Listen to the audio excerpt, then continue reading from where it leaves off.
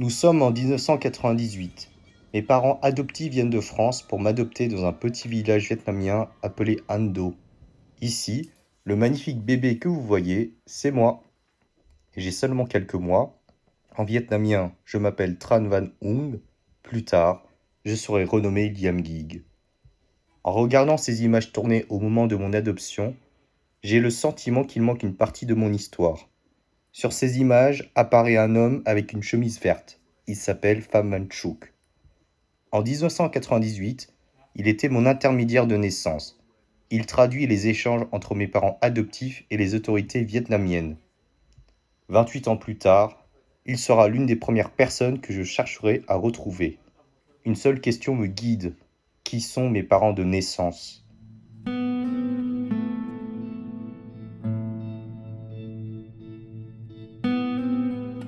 Ma recherche repose sur un document, mon dossier de naissance. Je l'obtiens en 2023 auprès de la mission de l'adoption internationale au ministère de l'Europe et des Affaires étrangères. En l'ouvrant, je comprends immédiatement pourquoi cette recherche sera difficile.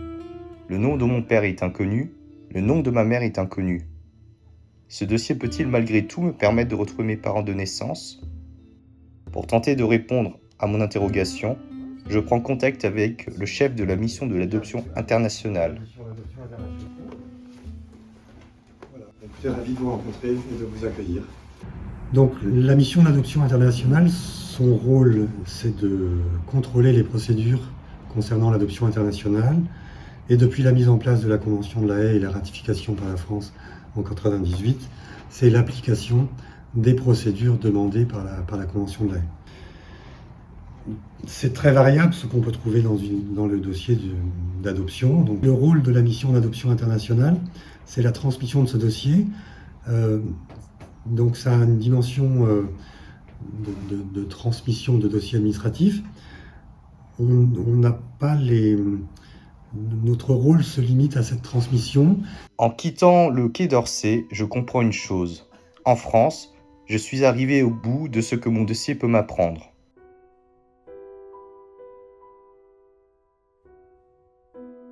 Devant mon ordinateur, je regarde des cartes au Vietnam, An Do, Binh Nuc, Hanoï, Ho Chi Minh Ville. Pour beaucoup, ce ne sont que des villes. Pour moi, ce sont peut-être les seules pistes qu'il me reste. Si je veux enfin comprendre ce qui s'est passé il y a 28 ans, je n'ai plus qu'une seule solution, partir au Vietnam.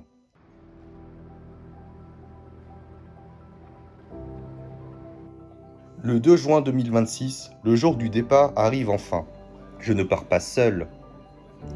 Deux amis, Florent et François, décident de m'accompagner dans cette quête. À bord de l'avion, le hasard met sur notre route Arnaud Carbon. Lui aussi est adopté au Vietnam. Lui aussi s'est posé les mêmes questions que moi. Ça s'est passé le 18 mai 2025. J'ai reçu un message sur Facebook d'une association vietnamienne. Ils avaient épluché un dossier d'une famille qui recherchait leur enfant, leur fils. Et elle m'a dit, je pense que cet enfant c'est toi. Ça s'est passé, ça allait assez vite, rapidement. 2 jours plus tard, j'avais pris mon billet d'avion et je suis parti rencontrer ma famille biologique pour la première fois. Notre première étape est toute trouvée, direction Ho Chi Minh Ville. À peine arrivé à Ho Chi Minh Ville, je découvre une ville totalement différente de ce que j'imaginais. Des milliers de scooters envahissent les rues, la circulation est incessante et la chaleur est étouffante. C'est ici que commence réellement mon enquête. Ici, on se trouve devant le forum, le projet humanitaire qui est gratuit. J'ai fixé un rendez-vous par Messenger avec la dame et elle aide gratuitement des personnes adoptées à retrouver leurs parents de naissance. Nous retrouvons ensuite l'équipe du programme humanitaire. Très rapidement, leur constat est sans appel. Sans le nom de mon père, sans le nom de ma mère, les chances de retrouver ma famille biologique sont extrêmement faibles. Alors je pose une ultime question. Est-ce que vous aidez à médiatiser, par exemple à relayer les avis de recherche dans les médias? Peut-être on va le faire si on n'a plus de moyens et si on a déjà essayé beaucoup de moyens et on n'arrive pas à avoir les informations. Oui. Si vous êtes en juin, Bah oui. c'est pas sûr que Ouais, on, bien sûr. peut, Mais on peut trouver votre...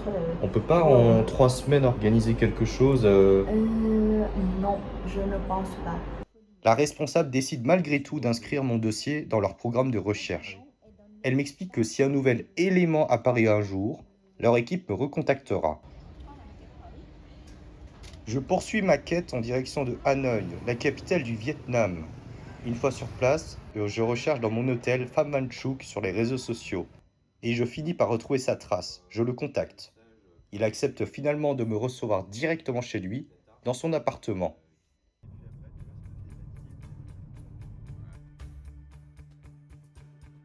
J'espère enfin obtenir des réponses sur mon adoption.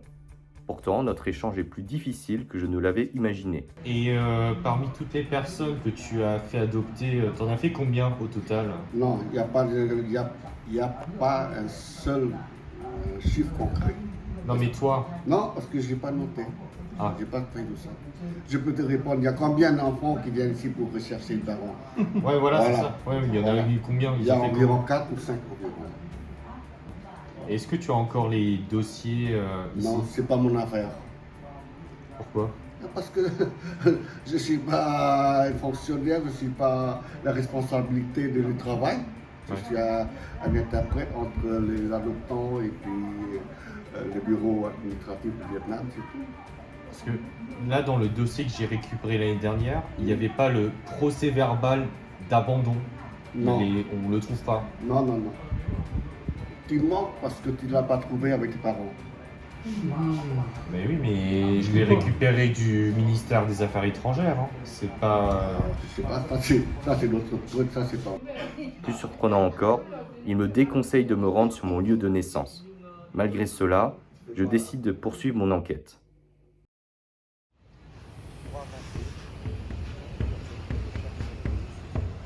L'un de mes avis de recherche me permet d'entrer en contact avec le petit-fils de Loty Vang, dont le nom apparaît dans mon dossier de naissance.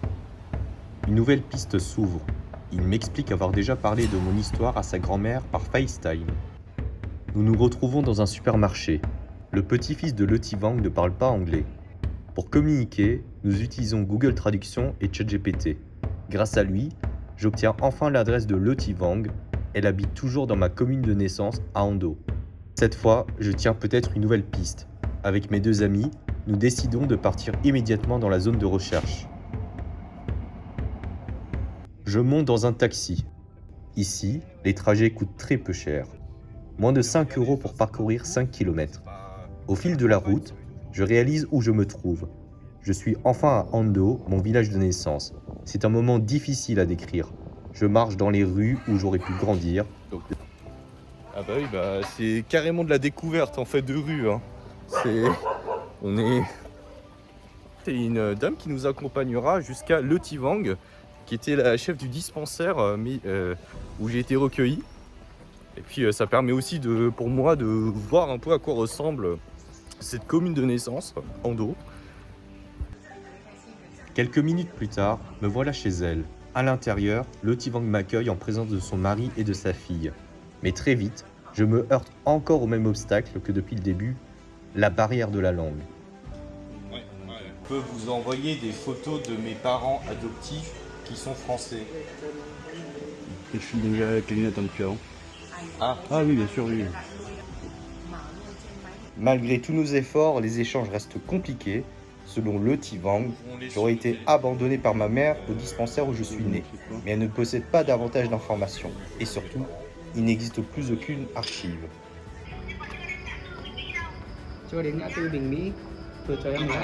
Face aux difficultés de communication, je décide de faire appel à un traducteur local. Je le paye 80 € pour 3 jours. Grâce à lui, les échanges deviennent enfin plus simples.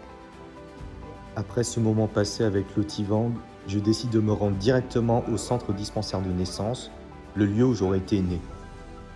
J'espère y retrouver des documents ou des témoins, mais une nouvelle fois, c'est une immense déception. Il n'y a plus aucune archive, et les rares personnes encore présentes ne se souviennent pas de mon histoire.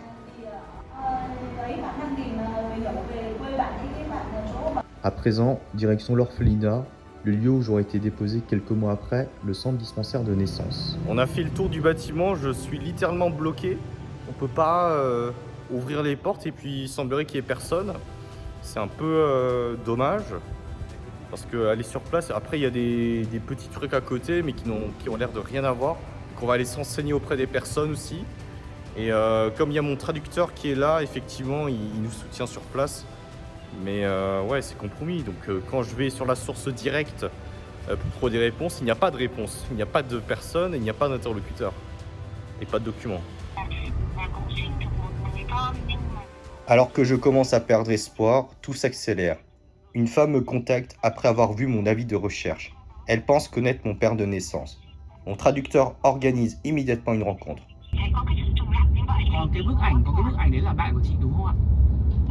Et je l'avoue, je suis extrêmement stressé. En découvrant mon histoire, elle fait immédiatement le rapprochement avec cet homme. L'homme que vous voyez à l'écran, c'est lui. Une nouvelle fois, la barrière de la langue complique nos échanges. Heureusement, mon traducteur local est présent pour nous permettre de communiquer. Nous essayons de comparer nos histoires, nos souvenirs et les éléments que nous connaissons. Plusieurs points semblent correspondre, l'hypothèse paraît crédible. Le soir même, nous décidons de nous rendre dans un laboratoire afin d'effectuer un test de paternité. Je règle les frais du test, soit 60 €. Tout s'enchaîne alors très vite. Je n'ai même pas le temps de réaliser ce qui est en train de se passer. Pour la première fois depuis le début de cette enquête, je me dis que cette piste pourrait être la bonne. Quelques jours plus tard, les résultats tombent, ils sont négatifs. Cet homme n'est pas mon père de naissance.